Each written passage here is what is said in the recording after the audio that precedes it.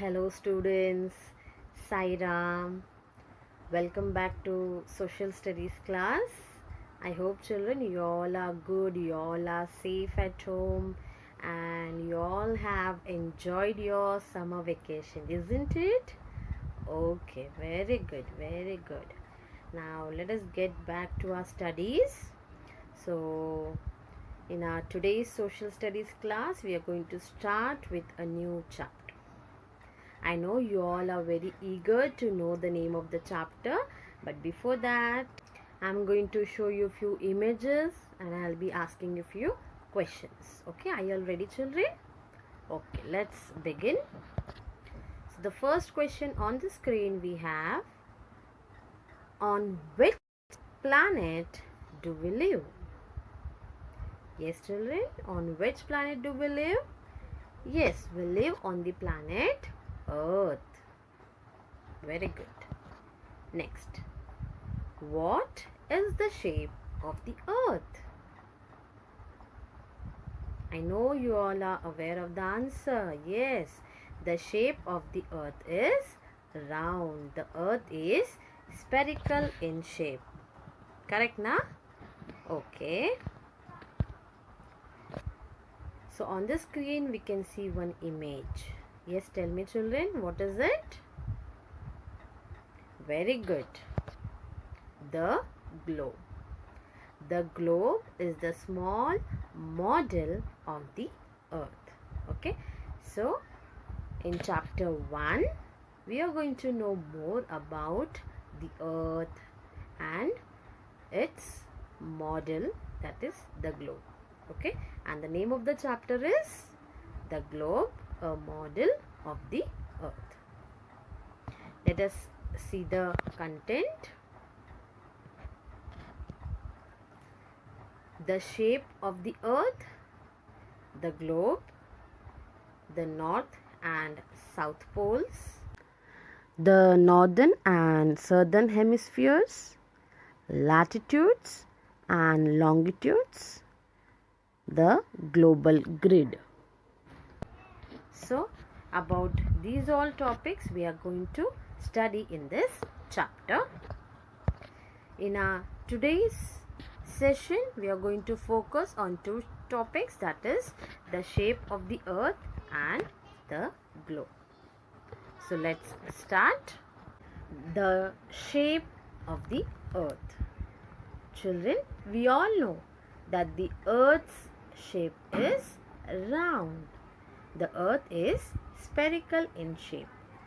But when you look around you, it appears to be flat, as shown in the image. Okay, it appears to be flat. In fact, long ago, everyone believed that if we travel to the edges of the Earth, we may fall. See, if we travel to the edges of the Earth, we may fall off. But nobody has ever fallen off the Earth in this way. Come on, tell me why, children? Actually, the Earth's gravity is a force that works kind of like a magnet. When you jump in the air, you come back down because gravity is pulling you towards the Earth. Okay, so nobody falls off from the Earth in this way. So the Earth appears flat to us because the Earth is so much bigger than us. It is very, very huge. We can only see short distances at a time. Therefore, to see the curving surface of the Earth, one has to travel to the higher distance. Okay, one has to see it from the higher distance or from the space. For example, this picture on the screen here is taken from the space. So here you could see the Earth's curving surface. That means being on the earth, it is not possible for us to see the curving surface of the earth. For this, we need to fly into the sky in the rocket to see the earth's curving surface. Now we all know that the earth is very huge. It is very big. It is much bigger than us. Therefore, how are we going to study about the earth? That is, the large size of the earth is difficult for us to study it as a whole. So, the geographers have developed different means of representing the earth on a smaller scale. That is, globes and maps. Okay. To make its study easier. That means the scientists or the geographers have developed different means of representing the earth on a smaller scale to make its study easy. So the two important tools that we use for this purpose are globes and maps. Okay, with the help of globes and maps, we could study the earth in a better way. So here on the screen we have the image of the globe. The globe is a small model of the earth which shows us its different features on a smaller scale. Okay, the globe is the small model of the earth. So the picture shows you what the earth looks like. The globe shows the exact location, shapes, and gives an idea about relative size of all the land areas. Okay, that is continents, countries, or important cities, etc.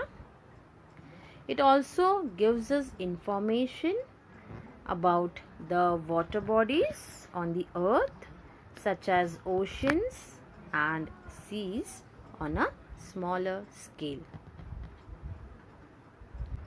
Now children, you can only see half the globe at a time. Like half a globe we can see at a time. Now if you wanted to see the another side of the globe, you need to turn it. Okay. However, you can turn the globe around to see the other half. It can be turned around a line passing through it. That is this line. Okay. It can be turned around a line passing through it. And this line is called as the axis.